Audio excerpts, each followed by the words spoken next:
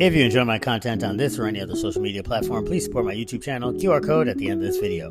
So I started this week out hot. Monday, dark 30 wake up, followed by a massive 50-miler on the assault bike and a 100 toaster bar before the sun was up. Meetings, job walks, and safety classes all day at work, ending at over 21,000 steps on top of the morning's conditioning volume. That's a lot of activity. So how do I manage fatigue on these heavy workload days? More food and sleep. Thanks for watching. Stay in the fight. Don't leave yet. I'm kidding. Not really, though. See, how I manage days like this is entirely dependent on if it's an acute stress, just the one day, or a few to several days strung together. If it's just the one day, the answer is pretty much what I said, with the caveat that I will eat more of my last meal, specifically more protein calories. Then, if I'm particularly fatigued, like this day, more carbs. To that end, I may have another protein bar, 20-ish grams of carbs extra, or rarely these days, a scoop or two of rice or a slice or two of bread. The extra carbs also help pull in more fluid to help keep me adequately hydrated, with the predictable consequence, but not necessarily downside, of being a few pounds heavier the following day.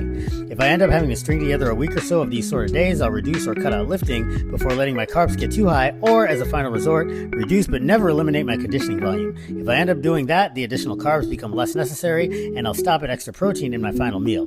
Of course, getting to bed as early as possible is key in any of these scenarios, and to that end, I try to make dinner after work time as peaceful and amenable to de-stressing as possible. If there's one thing the Army taught me, is that you can operate at a high level for a meaningful period of time, but you gotta manage fatigue to stay in the fight. Thanks for watching.